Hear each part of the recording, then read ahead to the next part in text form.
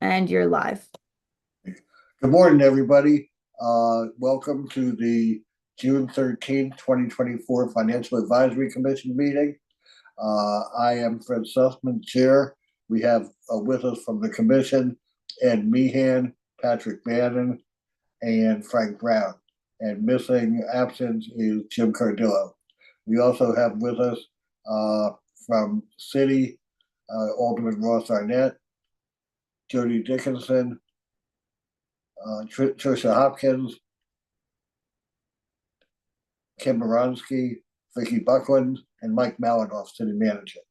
Also, Madeline Harrell from City of Annapolis TV, and welcome to outside counsel, Gary Wozniak. So, with all of that, I sent out an agenda last week. Entertain a motion to approve the agenda or any suggested revisions. Mr. Chairman, this is Frank Brown. I move that the agenda be accepted as presented. Thank you, Frank Brown. And Meehan second. Discussion. Hearing none, all in favor, signify or raise your right hand. Aye. Good. Let the record reflect that Jim Cardillo just joined us. Good morning, Jim. Good morning. Thank you. Sure, thanks. I sent out minutes from our May 9th meeting. If you all had an opportunity to review them, I'll entertain any revisions or corrections or a motion to approve as presented.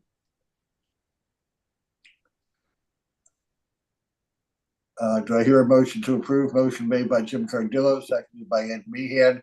Any discussion? Hearing none, all in favor, signify by saying aye or raising your right hand. Aye. All approved unanimously.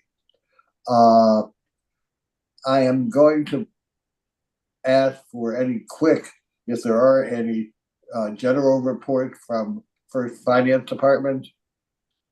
Jody, anything from you? Not especially, only to say that the council has approved the budget. We still have a couple of pieces related to position grades and the central services office to consider on Monday, but everything else has been passed. No increase in the tax rate. If you have any questions about the final budget, please send me an email.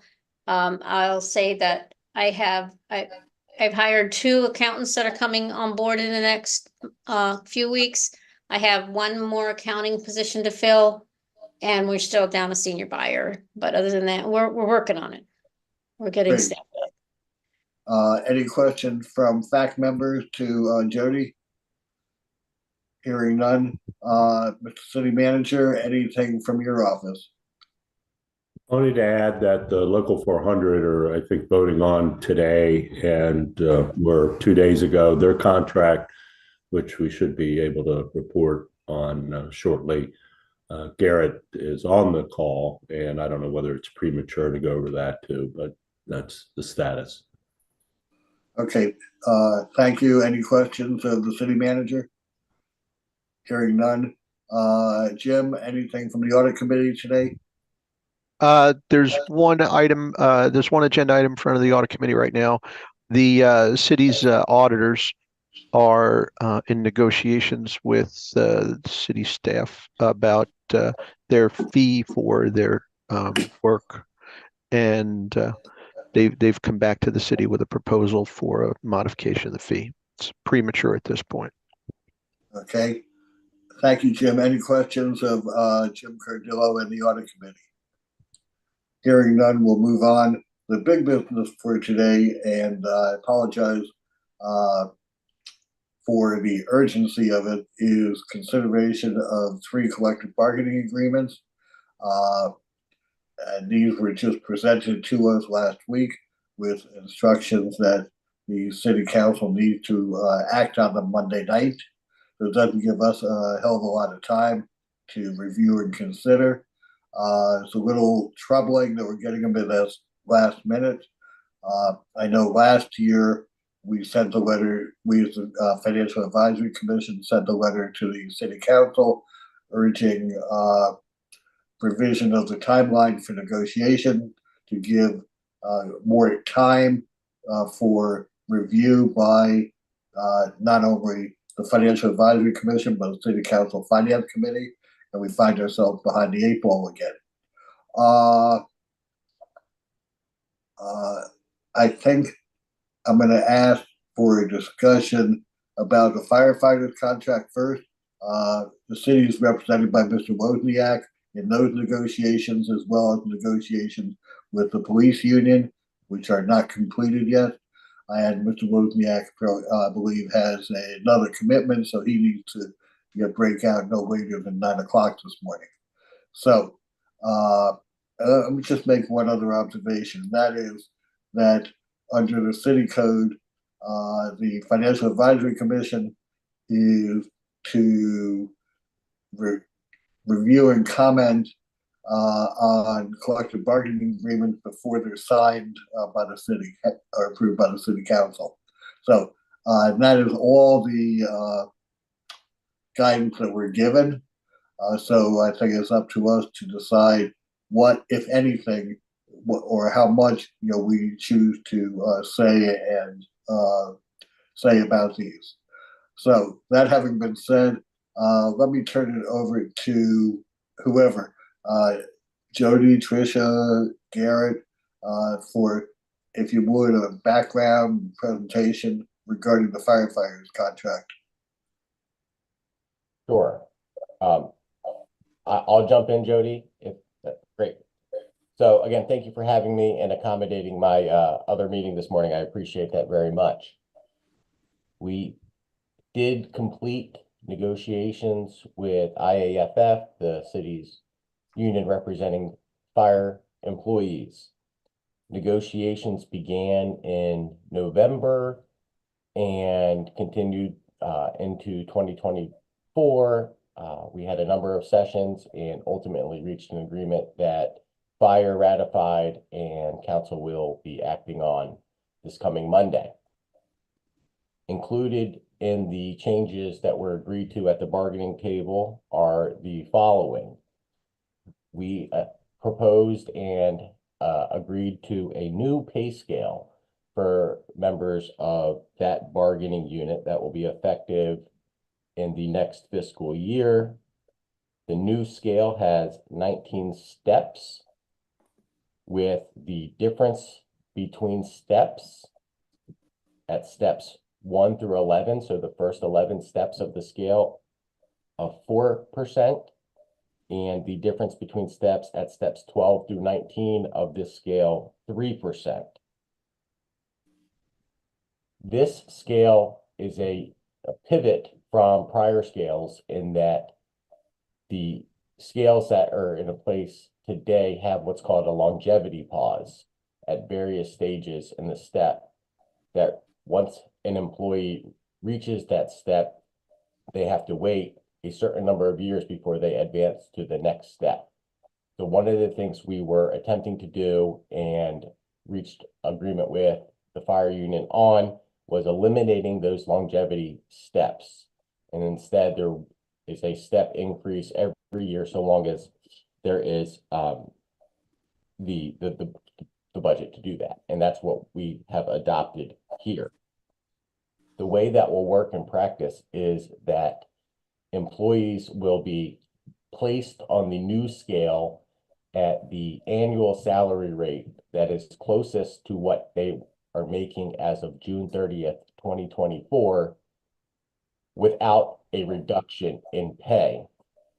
When employees are placed on the new scale, if that placement does not result in at least a 2.5% increase to the employee's annual compensation, the city will provide a one-time lump sum bonus so that the minimum amount, the value, is 2.5% increase. This is, again, that delta to make up if anything is less than 2.5% on an employee by employee basis is one-time lump sum. It's not added to employee-based compensation.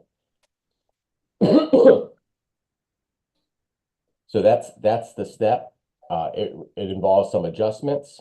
The way we arrived at that is we took the current scale that is in place as of today.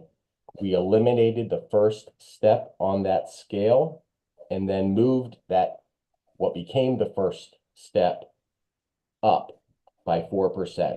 So the beginning of the scale increased by 9.6% overall. And then from there, the 4% and 3% between steps is applied. This new scale is market competitive, and pleased to report that it aligns with making sure that the city's fire scale is, again, competitive with other jurisdictions in the area. Along with that change, we will no longer be providing a step increase to members of the fire union upon completion of the academy training. And instead, that first step increase will be provided upon the member's first anniversary date, which will offset some of the cost of snapping employees and implementing the new scale. Other key provisions that were changed: we updated the language in the collective bargaining agreement regarding retiree medical benefits. And what we did there was added a bucket of enhanced benefits for certain employees. And so the way the retiree benefits work is the members must be, one, eligible for retirement in order to receive the benefits. And then the premium payments that fall on the city for retiree medical benefits, as compared to the employees who elect such benefits, are tiered. And we added a bucket for the employees who have between 20 and 24 years of service inclusive, so that the city is paying a 60% premium and the employees are paying 40% of that premium. And the idea there was to, one, incentivize employees to stay longer, because if they stayed at 25 years or longer, the split is not 60-40, and instead it is 70-30. So we were able to do that as well.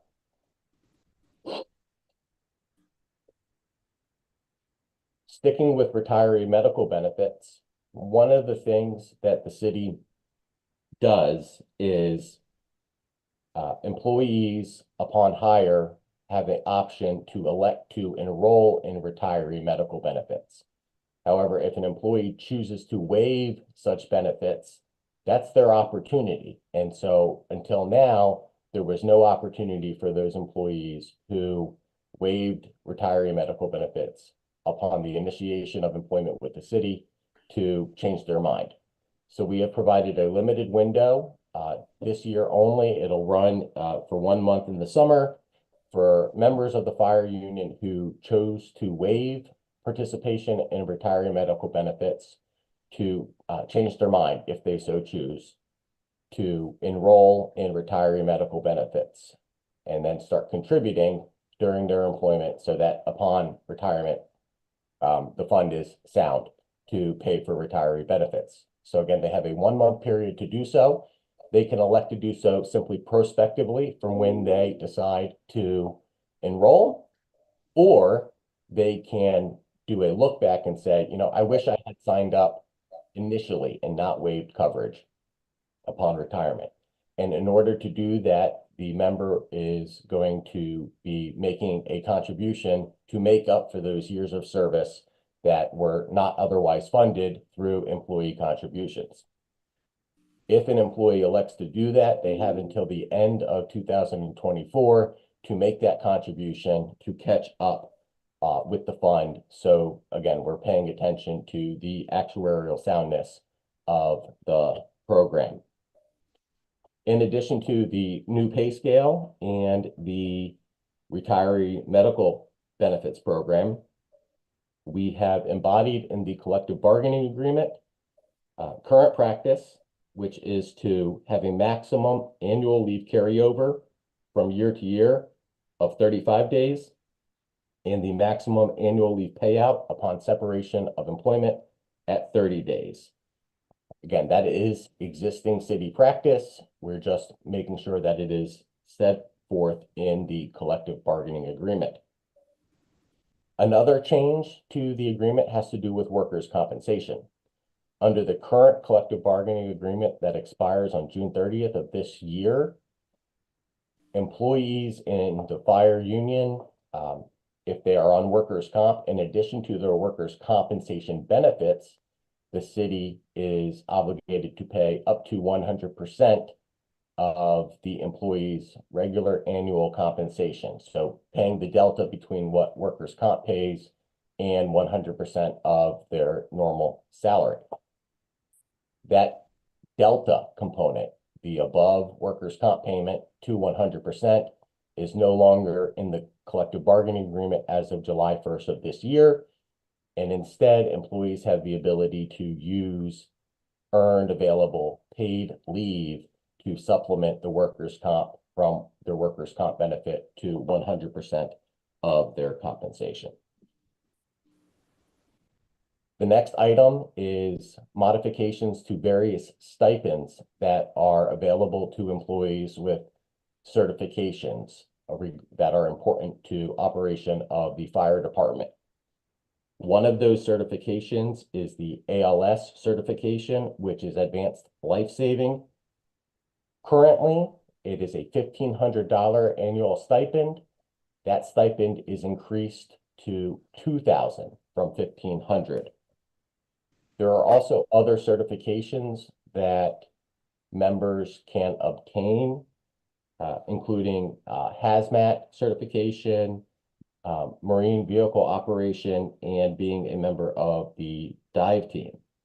We added a stipend for those three certifications of $500. It is not $500 per one of those three certifications. It is $500 in total. So if an employee has one of those certifications, it's $500. If the employee has two, it's still just one $500 amount. And if they have three, again, it's still a single $500 amount. Continuing on with other economic changes to the agreement, we increased the on-call pay stipend that is provided to employees from $20 per weekday to $50 per day. So that daily increase of $30 times 4 shifts per day times 365 days per year, the anticipated cost for that is $47,150. Lastly, we memorialized in one of the appendixes to the CBA pertaining to the DROP program to add a 5th year option to the DROP. The DROP is a cost-neutral program that historically has been a 4-year program. So we've added an optional 5th year that employees can avail themselves of. And that helps with planning for both new, what are we going to do next for succession, but also for employee retention if employees so choose. And those are the economic adjustments to the collective bargaining agreement that were made. Just a couple editorial comments. It's a very fair agreement. It is consistent with what we're seeing in the market, both in terms of negotiations that I have been a part of, but also in research about what other jurisdictions are doing. So it really is a good landing spot from my perspective. It is recognizing employees' valuable service, but also working within the budgetary framework that the city is comfortable with. Garrett, thank you. Jody, I see your hand up. Yeah, I wanted to, and I want to make sure I didn't miss something. When we're talking about the healthcare benefits for retirees, if you said it, I missed it, that new employees that are hired in July and after, instead of contributing just 1% of their salary, they're going to be contributing 2% of their salary. That helps offset some of the cost of adding that extra bucket of eligibility and offsets in general the cost of what we have to pick up for medical care. So I wanted to add that. And when we snap to the new scale and you see that we increase the new scale overall by taking off step 1 and adjusting it 4% to better match market, that doesn't have an immediate impact on salary levels. It raises beginning salaries, but the way we're putting people on the new scale is the same. Current employees will go to whatever step is closest to their current salary level, but not less. So it doesn't have that immediate impact of everybody's salary increasing by that much. I just wanted to reiterate that. That's it. Thank you, Jody. Frank Brown, I see your hand up. Yes, sir. My question, Mr. Wozniak, is the steps. You said there's a 4% for the first 11 and then a 3 for the remaining. Is that an available 4% or is it an automatic 4%? Is there a merit component to how much you get of the percentage range? There's not a merit component. What it is we have a 2-year agreement with fire. So for the just for the next 2 years, so fiscal years 25 and 2026, there would be a step increase upon the anniversary date of each employee. And satisfactory And performance. satisfactory performance, but it's not merit in the sense of How much of that percentage you get? You get all or correct. nothing. That's correct. And but again, that is for the 2 years of the contract. What happens after fiscal year 2026 will depend upon subsequent contract negotiations. Thank you. Jim Cardillo. Thank you. There, I pulled out 2 points, and it's pretty much the same question.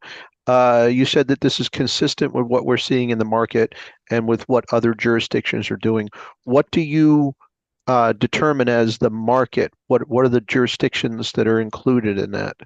Yeah, so there's no perfect answer to that question, because one, you could look at comparable sized municipalities, but not all municipalities do the same thing, offer the same services, have the same revenue base. So what we do, and it's an imperfect science, it's an art and a science is probably the right way to say it, is look at other municipalities with collective bargaining for fire and see what they're doing. But then also recognizing that it's not those relationships and those collective bargaining agreements don't have only pay as benefits. You got to look at leave, size of the workforce, and things of that nature. So we're looking at municipalities ranging from the city of Baltimore, which again is not a perfect comparison, to jurisdictions in Prince George's County, Laurel, Montgomery County, rather, Northern Virginia, to see what's going on, but also looking at Anne Arundel County.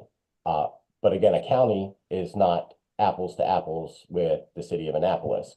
So the answer to your question is we're looking at those various jurisdictions, but we have that caveat, that asterisk, that it's just a straight comparison. If I were to say, oh, and Anne Arundel County did X, but that doesn't tell the full story, because you got to look at what the other components of the collective bargaining agreement. So that's what we did there. Thanks. So it's primarily geographic in nature, is what you said about other jurisdictions and the market? That's the starting point, right? Is geographic, and primarily then, geographic. Yes, we're not looking at San Francisco, for example. We're looking at our region. Thank you. Okay. Other, yeah, Jim. I'm sorry. These changes that are made to put us, I'm expecting that these changes are supposed to be putting us in a competitive position with regards to those in our peer group or what other jurisdictions are doing. Have we seen any changes in retention or turnover in fire in the last, say, 3 to 5 years that indicate we are not benchmarking ourselves with other jurisdictions? Yeah, I will have to defer on that question to probably Ms. Hopkins. So we don't see turnover in fire like we do in police. We have seen more turnover. That's why in bargaining, it's really sensitive for us from a management perspective to balance benefits that encourage people to maximize, at their 20-year mark, as opposed to encouraging a longer period of time, longer career with us. So we always do that with great sensitivity. With fire, there's an attempt to balance bringing in previously trained individuals with entry level. Mike has his hand up. Yeah, I can't find my tab. To build on what Trisha's saying is fire really hasn't been, we've been competitive and we are basically looking to maintain that competitiveness. There hasn't been the turnover issues or retention issues that we've had in police. Thank you. There is, however, a great desire to make sure we're the employer of choice. And so make sure that from attracting individuals perspective, we are attracting high quality individuals with our benefit packages and with our pay offering. Patrick, I just saw in the Capitol from yesterday where they said the budget decreased 600,000 for the fire department. I don't know how that would play into what was just being said. I can try to address that. I'm not sure where the number came from. I didn't see that. But what we found when we looked at the budget, last year's budgeted amount for fire had funding for somewhere 9 or 10 positions that they don't need funding for. They're positions that they fill when people come in for training and then they put them in open firefighter spots. So they had too many positions on their position list and we don't need to fund for both aspects. So when we took out those several positions, the funding for pay did not have to increase. In fact, budget to budget, it may be lower. I'd have to go look at the numbers. If you look at actual projected to the budget for 25, there is an increase. They had a substantial savings this year on salary, and part of the reason was that extra funding that was in the budget. that answer your question, Patrick? Okay. I have I'm sorry, Ed. Yep. Thanks, Fred. Just was wondering, were there goals for this round of bargaining that the city was trying to achieve, but for whatever reason was not able to achieve? And if there were, such situations, could you explain a little bit of the rationale for any departure from the goals to what was actually at least tentatively agreed to? I would say the answer to that is no. One of the objectives here, the primary objectives, was to attain the new scale without the longevity pauses. And we were able to do that through agreement with the union, but also adjust the retiree medical program in a manner that the city is comfortable with by adding that bucket for those with 20 to 24 years of service.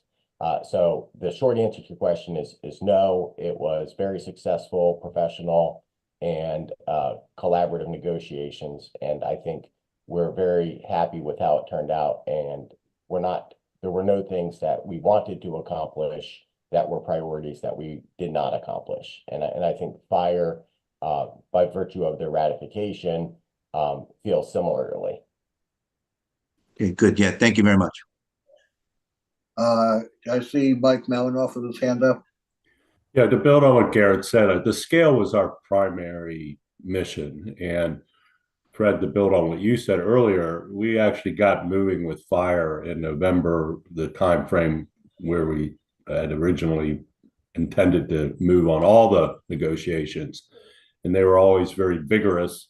I will say the big challenge this year was because of the inflationary climate, all the unions came in with very high expectations initially on salary increases. And because of the wage scale that we proposed and knocking out the longevity block, I think it became, particularly with fire, a pretty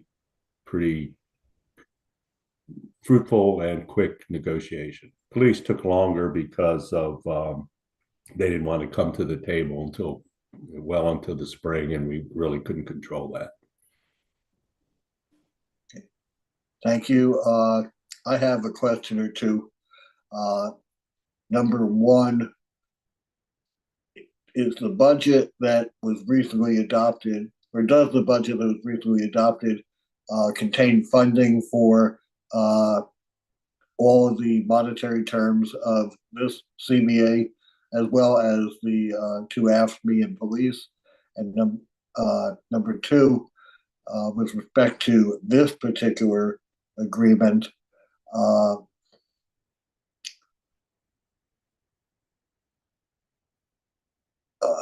excuse me, lost my train of thought.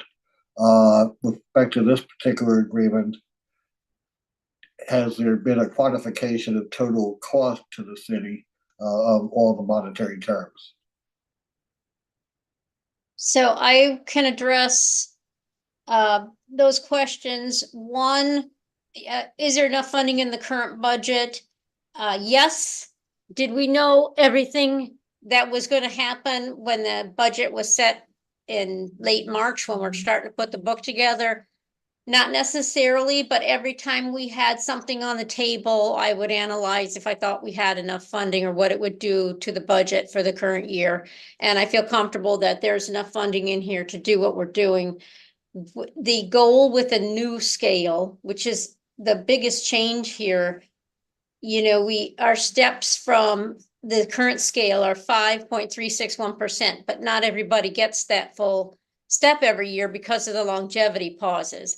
So we tried to look at what we typically pay on average over the course of time for those raises, and the fact that over the last 4 years, we've been giving at least 2.5% cost of living increases.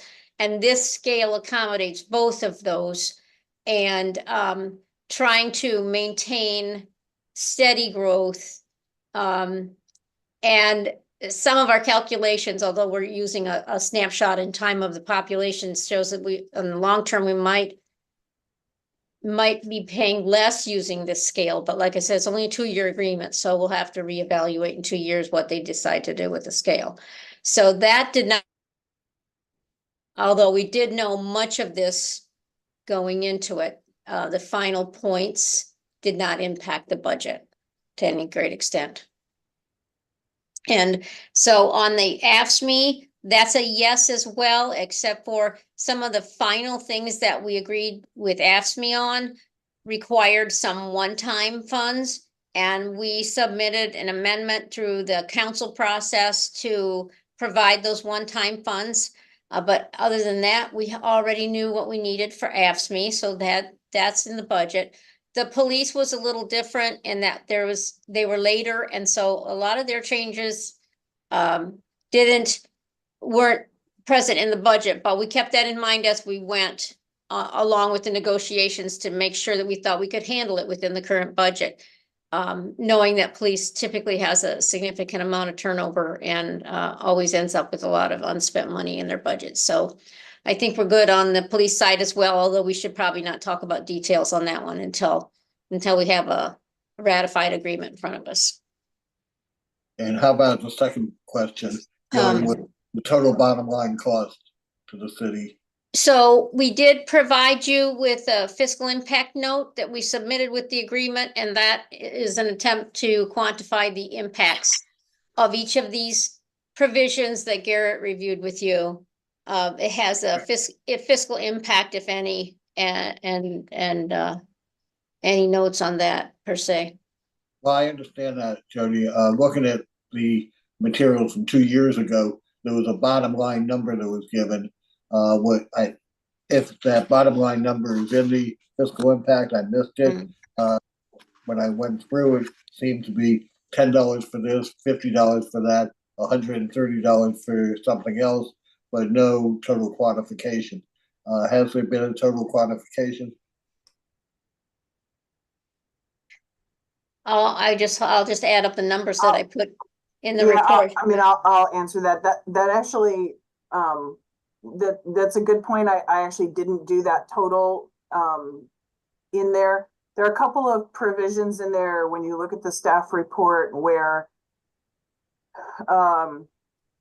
we have a sense of where something is likely to end up, but don't necessarily have a final number. The example of the reopen for the retiree health, the OPEB is a good example. We sort of know what the upper end of that is, but we don't think it's likely we'll actually be there for various reasons. So I chose in the staff report, I chose not to do a bottom line, but we can certainly add that.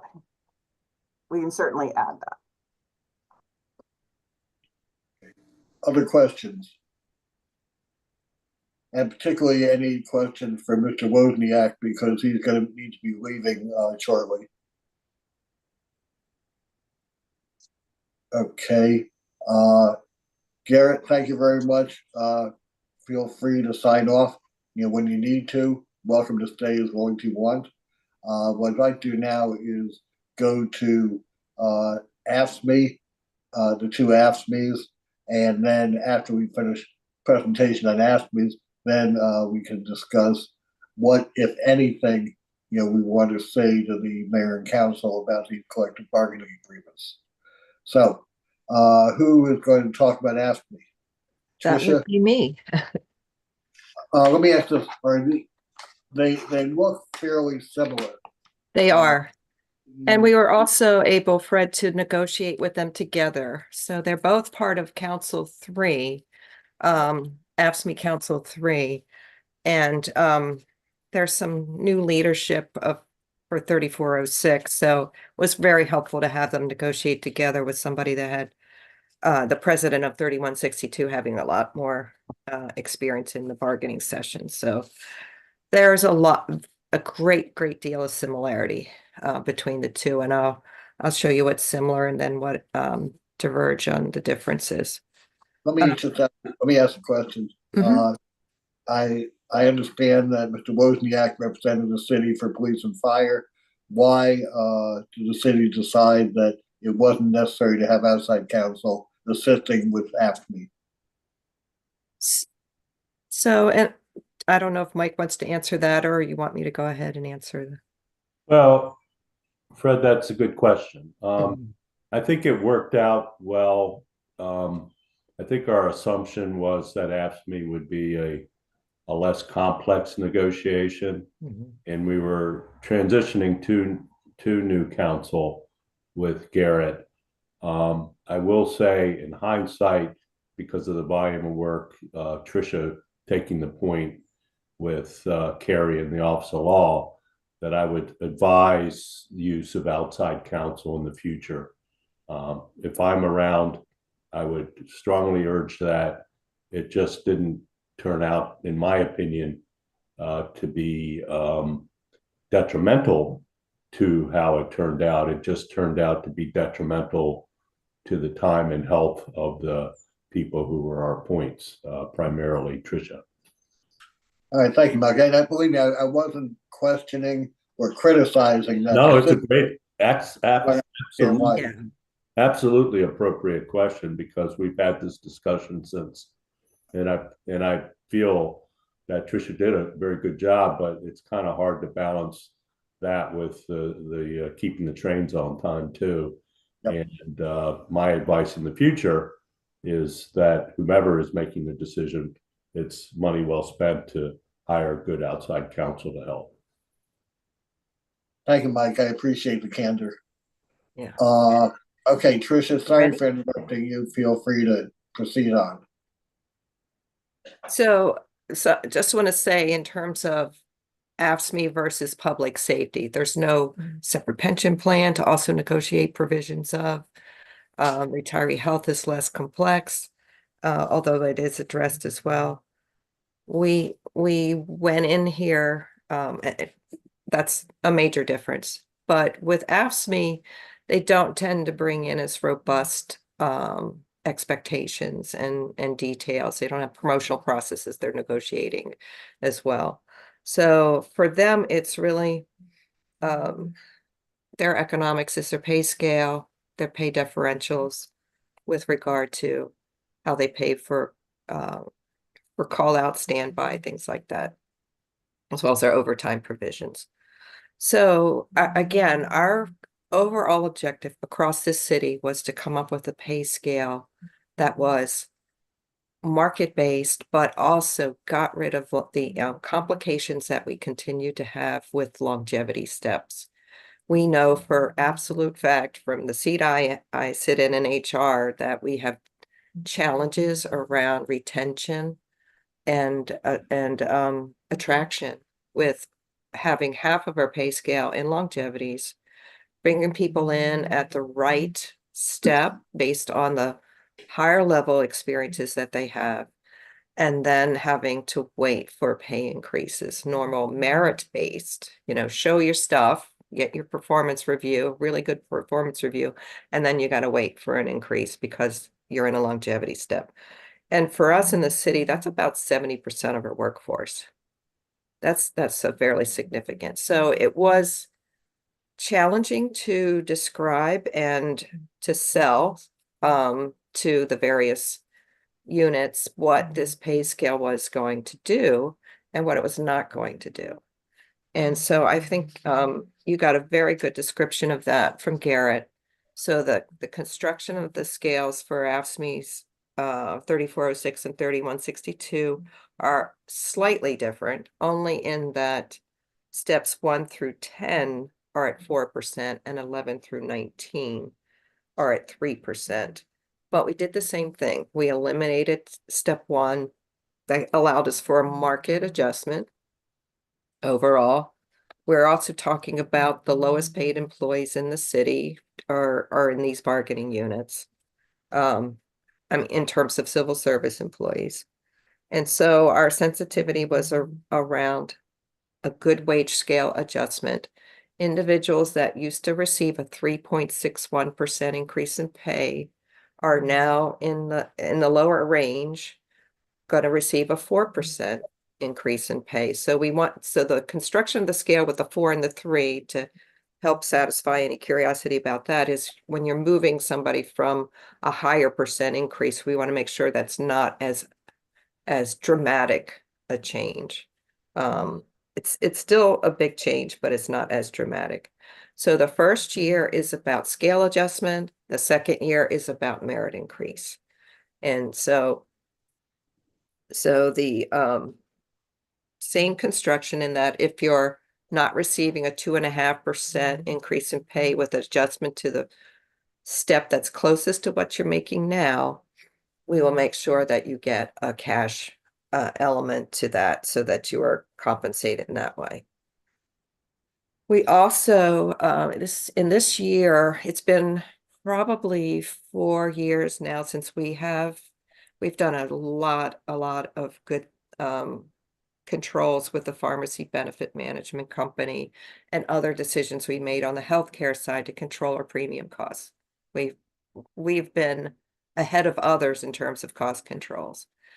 This year, we've kind of worn that down. So it's a 5% increase that is going to happen with health premiums. So this group reacted to that very strongly.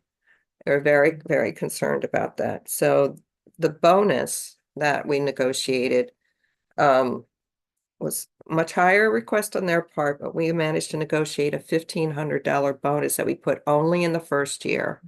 It's not in any other year but the first year. And that's to help them with the adjustment for inflation as well as primarily for the adjustment around health insurance costs.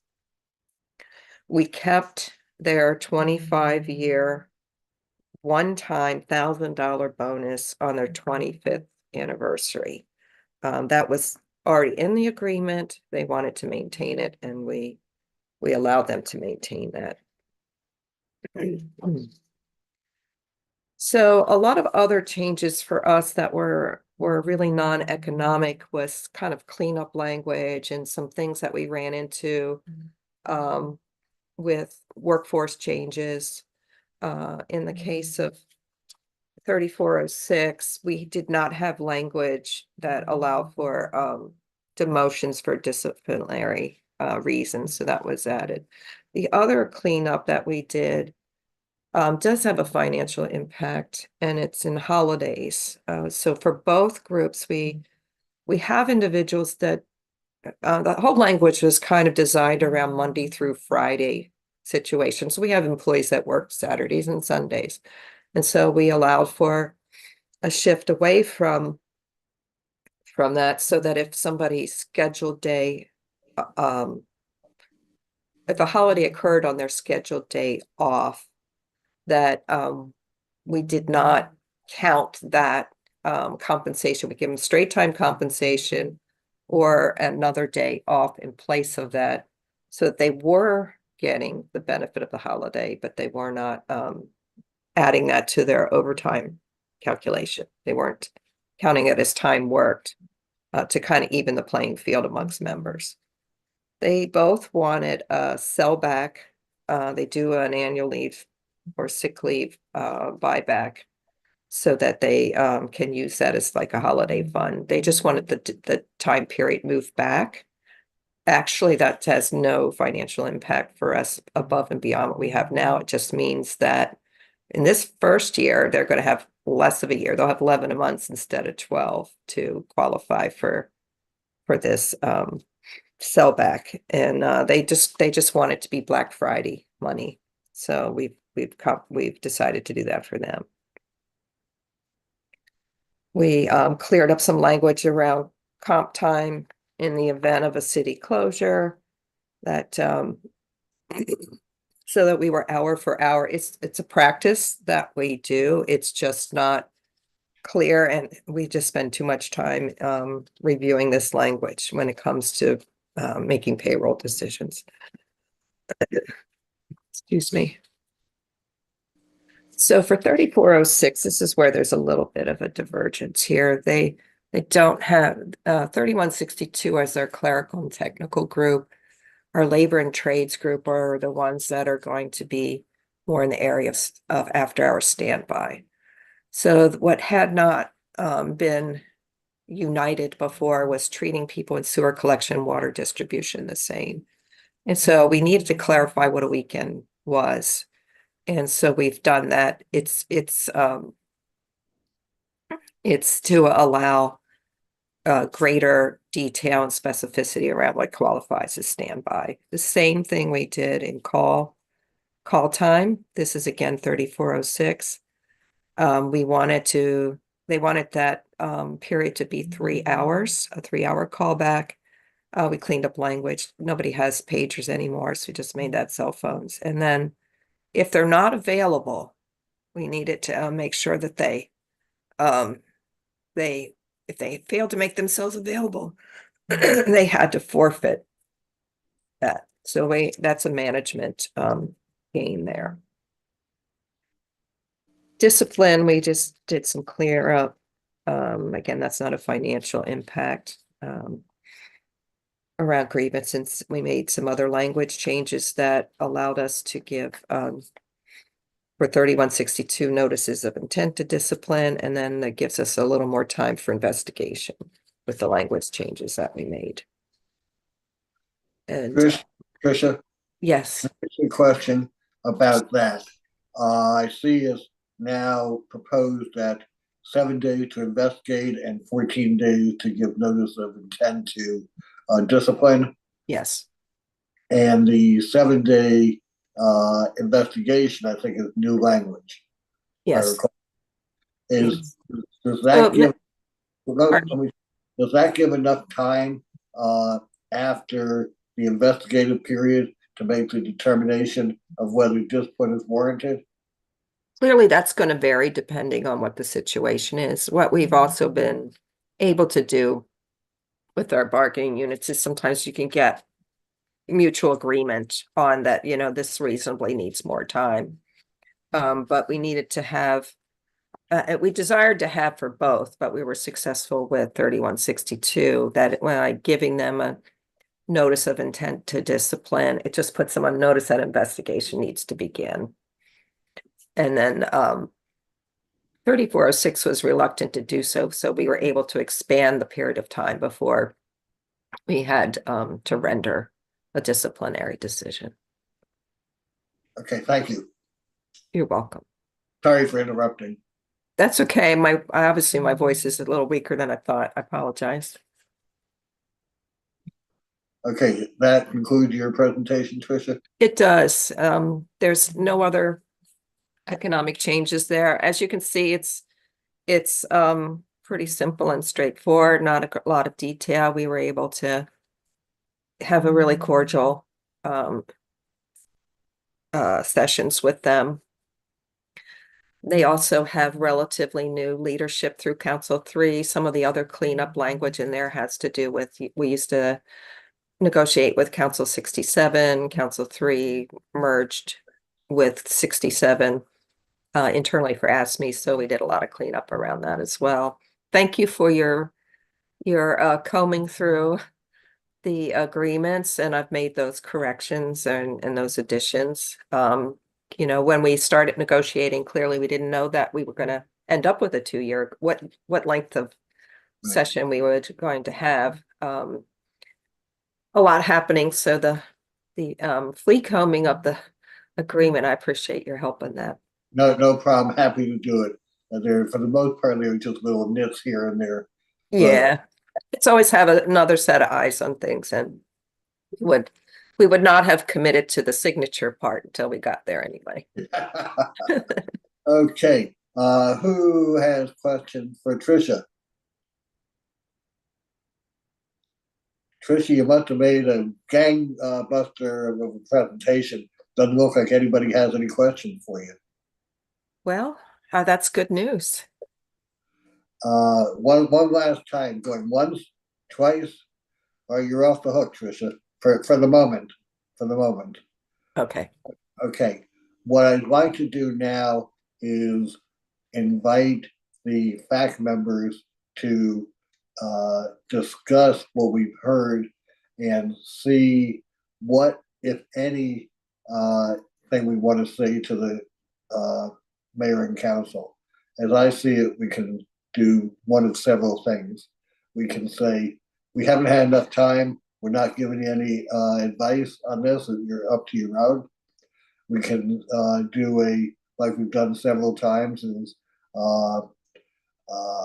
we endorse or recommend approval or do not object to, these 3 or 2 or 1 collective bargaining agreements, or we can do a more detailed letter if there are specific issues we feel we want to address. Just caution that we don't have a heck of a lot of time right now between now and when this has to go to the mayor and council for approval on Monday night. So I would, I have no objection if somebody wants to help writing, if we want to send a more detailed report to the mayor and council. Otherwise, I also don't have a problem with a more simplistic, we agree, we don't agree, or whatever. So let me throw it open to the members of the FAC for your thoughts. Ed Meehan. Thanks, Fred. Pardon me, just briefly. So in prior years, we had discussed the role of the FAC, and I am still of the opinion that the FAC should be involved sooner and to a greater degree. I do understand there's an interpretation of the city code that we've gone through in the past, and I don't intend to re-argue that, but I think unless we are involved sooner, and in fact, I would suggest that we go all the way to have an individual from the FAC be a participant or at least an observer in these negotiations. I understand that's not where we are, as a matter of a code interpretation right now. So I'm just putting that out on the table, that the idea is, based on the presentations, sounds like everybody was very thorough, very thoughtful. And I have absolutely no reason to doubt whatsoever that the job done here was absolutely top of the line. But I think that we have an opportunity, and I think a duty, to have an independent view. And personally, I don't feel like I can give an independent view. I would suggest a model for going forward, if the fact cannot be as actively involved as I would like based on our prior discussions. I would ask that in the future it would be helpful to have not only the kind of summary that we got in writing and orally, which both were very good, but if there could be, with respect to each contract, something that identifies, here were the city's primary goals, they were achieved or not achieved. And if they were not achieved, some explanation of the rationale for departing from those goals.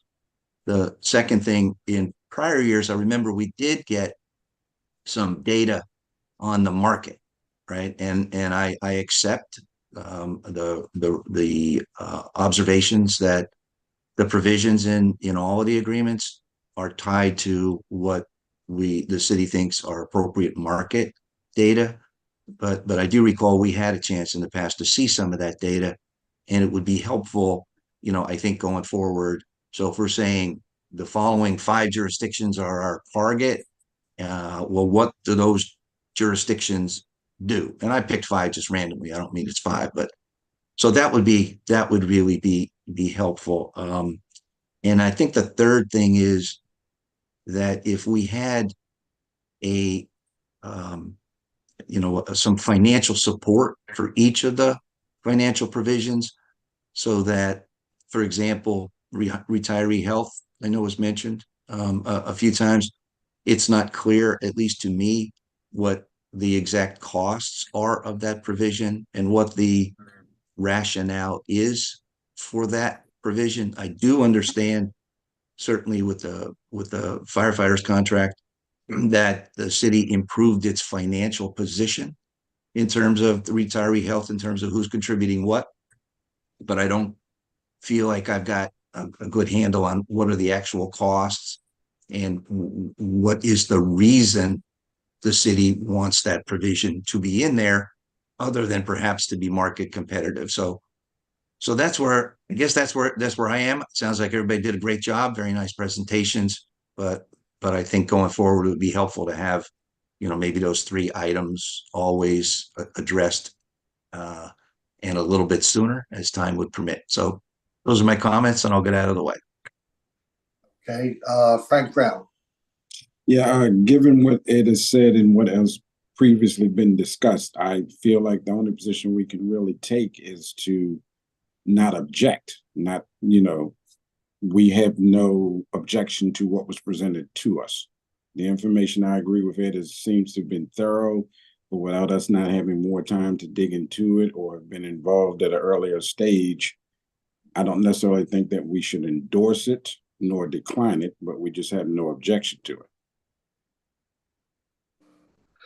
Okay, thank you, Frank. Any questions of Frank? Okay, who else? Jim. This is just a slight addition to Ed's insightful comments. When you say what the city seeks to accomplish, it would be helpful to know, with these revisions, what deficiency is being addressed, or why was this not part of an earlier agreement, like these changes with the stipends and all. What is the driving factor behind some of these revisions? It's just a slight addition to Ed's very thorough comment. Okay. That would help. Jody. Let us know if you want us to answer any of these questions right now. And it sounds like you're thinking about what you'd like to see in writing in the future, but if you want a specific answer to any of those questions, we can probably help you today. Well, question is, can you help us now as opposed to at 3 o'clock this afternoon?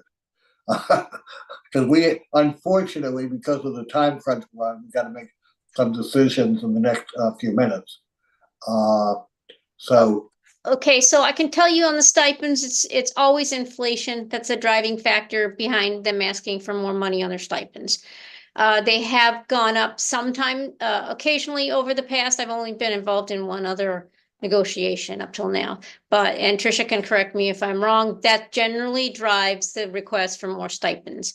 On those pockets for the retirement medical benefits, that I believe they had asked, the union started out by asking for something that was more generous. And I think our first response was no, but here, the way it's structured now makes it less beneficial before they get to 20 years, less beneficial for them before 20 years, more beneficial if they stay 20 to 25 years. And Tricia, better on the third tier or the same? It ends up being this, The well, same. so what are you considering the third tier, like 25 years? Yeah, 25 years. So they would have gotten to 70-30 at 28 years, so that benefits them by 3 years. So that is a gain for them. But they came in wanting everybody at, regardless of even early retirement, to be at 70-30.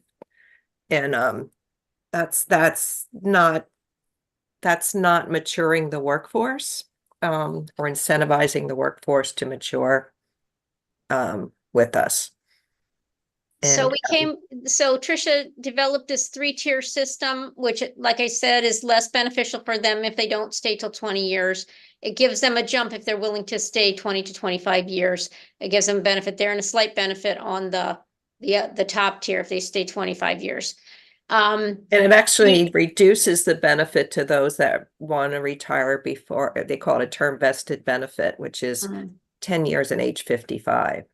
So rather than that being a 2.5, it's a 2% calculation. if I'm recalling. Our goal there was to hear what they're saying, but make it, our goal was for retention. We wanted to improve retention and not have people leave sooner. The cost there, and I think in the fiscal impact note, you'll see we say there would be a cost if this changes somebody's decision to stay longer, but there's no way for us to know if those changes will cause somebody to stay, let's say, instead of leaving early at 19 years and they're at the proper age and staying until 20 years or 25 years. We don't know how that's going to impact their decisions. So I think I had provided a small calculation there of what that would cost in that second tier if somebody decided to stay. Instead of paying, I'll have to go back to the note, a certain percent, we'd get to 60% rather than 50%, I think it was, right? Yeah. For these people, we'd be paying 60% instead of 50%. So I tried to give a little calculation there that would estimate what that might cost us depending on how many decided to change their decisions. Okay, thank you, Jody. Questions of Jody's explanation?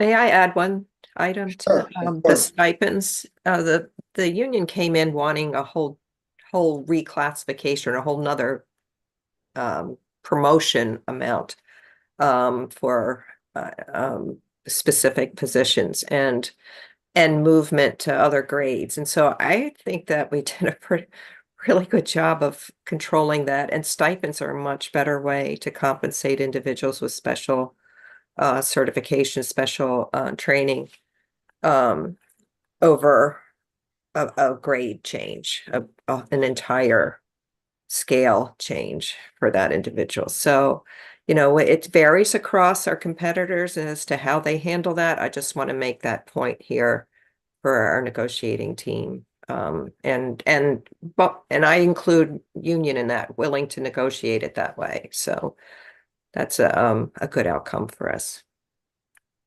Good. Thanks, Tricia. Other comments or questions? It seems, Ross. So just quickly, because I want to thank the fact, Fred, you and I are the only ones who have been here since the very beginning, but we've still been able to maintain a very robust committee.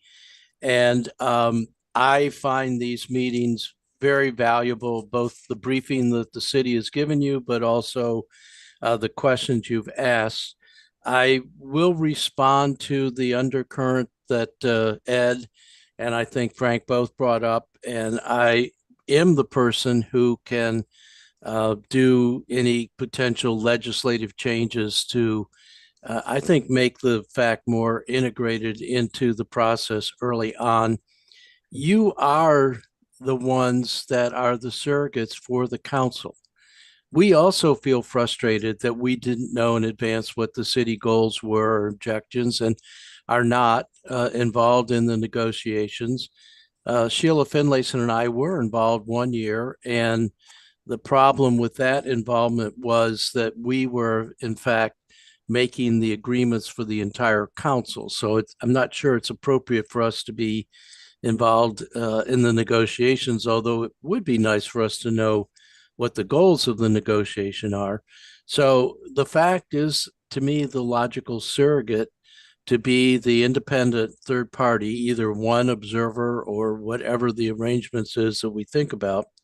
So I will promise to you that that's something that I'll work on with my colleagues and with the Office of Law from a legislative perspective. This is dicey business because of confidentialities and other sensitivities, but I personally feel the fact needs a stronger role, and I heard you say that again today. So that's the only comment I would make, other than, once again, thank you. I feel I'm going to go into Monday's meeting much better prepared because of this presentation and your questions. Ross, thank you for the kind word. Greatly appreciate it, and greatly appreciate your attendance at these meetings and your input. I always find it very insightful and helpful. So thanks. Encourage you to continue. So it seems like what I'm hearing from my fellow colleagues on the fact is that, you know, we should not object, not endorse or oppose, but rather not object to these 3 collective bargaining agreements, and include and not object, take that position essentially because we believe we could have been provided with additional or more information had the process played out a little bit differently, and lay out, you know, some of the concerns that Ed expressed and others. Jim, I'll get to you in a second. I don't want to lose my train of thought. And I see 2 ways of doing that. One, we do a just very brief, ask Kim to tell the mayor and council the fact reviewed, do not object, and we'll follow up, you know, with additional comments shortly, or alternatively have a letter in which we don't object and raise these comments and try and get it all done, you know, in the next couple of days. So those are 2, you know, potential scenarios. And if we're going to do either way, I would hope that somebody on the FAC would be ready, willing, able to assist with the drafting of correspondence. Doesn't have to be 3, 4, 5 pages as we've done in the past to capture the thoughts that been expressed, but, you know, a couple pages. Jim, I saw your hand up. Thanks. I would like to include in your letter that we request some refinements to the process. And those refinements would incorporate Ed's and Frank's and my suggestions on how to better opine on this next time this comes to us. So refinements in the process would be the addition to the report. Yeah. So what's the thought as to whether we try and do it all in the next couple of days, or whether we say we don't object and we will follow up with a letter, shortly? Yeah, I think it's my standing is almost like a disclaimer, like, we understand we were presented with the information. It's due to time constraints, we're unable to either advise for revisions or, I'm speaking extemporaneously. So that's kind of what I'm just gaining from the discussion and the documents, that while we understand the process and we respect the process, that we would request some refinements that would assist us. All right. Ed, let me. I think, Bill, not just what Jim said, maybe for this time, it is a very short letter that expresses that point, that we don't object. A disclaimer, and we will have some suggestions, and then maybe take a little more time to frame out that letter so that it could then maybe be considered at the next meeting. And that way, perhaps even with further input from Ross, we can be framing the kinds of suggestions we want to make rather than try to rush through that in the next few days. If that makes sense to people. Okay, Ed? I would concur with Ed. I as well. Can I ask you to put together a draft of a letter? I don't have very much time over the next 3-4 days. I can do the brief letter saying, we don't object and we'll follow up with a letter. But I don't have the time right now to try and put together, the more detailed letter we're talking about.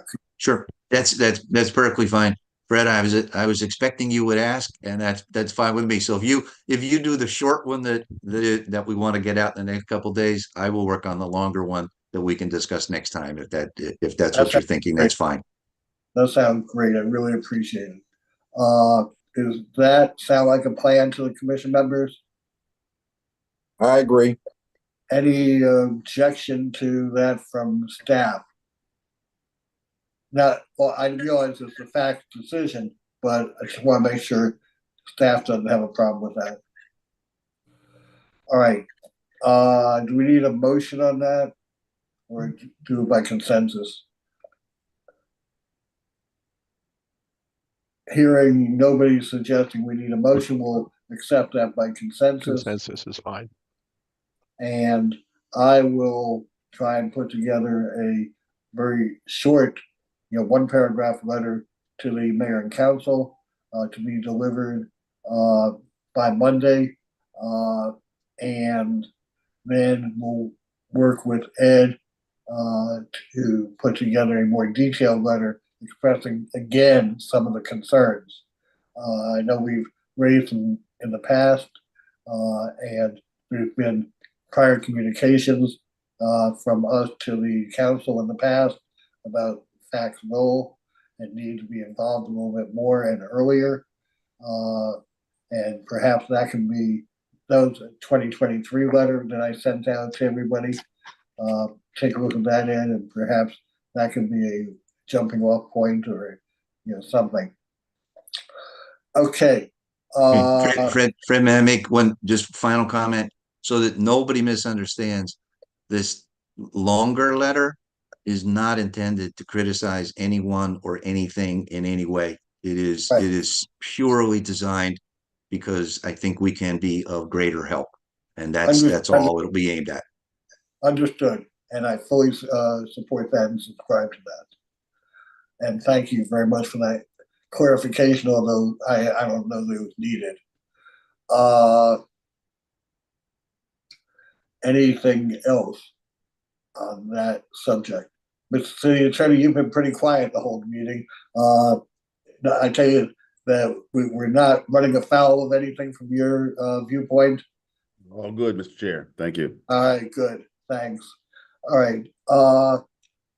So that'll conclude that agenda item. I know I had on the agenda the subject that we keep coming back to, spending affordability, but and I know that Alderman Arnett is shaking his head laughing because he's criticized me several times. Fred, whatever happened to spending affordability? It dropped off the radar. Well, I'm going to say I think it's dropping off the radar again today. Unless Ed, you're dying to dig into it now. It's starting to get late, and I know that I have another commitment that I have to deal with. So can we put it on the agenda as the primary topic for July meeting? From my perspective, yes, I would suggest that I take maybe 1 minute right now just to set us up for next time. But I think that's all it would take. Yep, that's great. Go ahead, Ed. So okay, so just to put us back really in 1 minute, because it's going to take a lot of detailed discussion next time. But to remind everybody, it is now several years ago that the FAC went on record with the concept, endorsing the concept that, like Anne Arundel County, the state, and other counties, that the city have this function. And I want to compliment Bob Burden. In his absence, he will hear us. He did an enormous amount of work on that, and I assisted him, but Bob did an awful lot. And so out of that recommendation, I think came a lot of good ideas. My understanding, some of it I was involved in, some of it, I have come to learn. There were a lot of discussions that took place in terms of, interactions with city staff and, city manager, finance department, Jody, Mike, et cetera. Where do we go? How do we implement this? I know Ross was involved. I believe where we are is very simple. Everybody agrees it makes sense. Now it's a question of how do we implement? And so for next time, I think we should be focusing on the mechanics of implementing this. Is this something that it should be a function within the staff? And if so, how would that be done? And is it possible? Is there someone who could be tasked with this? Or do we go outside with a consultant? And if so, who would the consultant be? What would the budget be? What are we really trying to achieve? How do we implement it? So I have ideas, but my view is we've already decided it makes sense.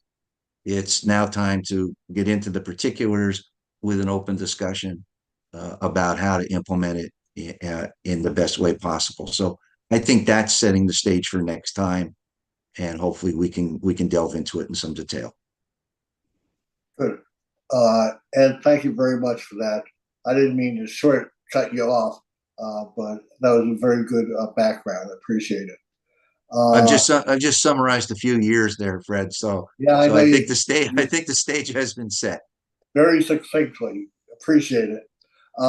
Anything else for the good of the order? I just have one comment I'd like to make, and that is want to show thanks and appreciation to staff for the hard work that you all have done. First on the budget, very good budget process. I think it's a good result. And also from what I'm hearing today on the whole collective bargaining process, things seem to be moving along very, very well. I've been on the FAC for 14 years, something like that. I think it was 2010. And before that was the Blue Ribbon Commission, studied city finances that Mayor Boyer set up. And each year things seem to get better and better and better. And I think we're in a pretty good place right now. And I think that in very large part is due to the diligence, skill, and everything else from staff. So keep it up. So I see you got a big thumbs up from the alderman.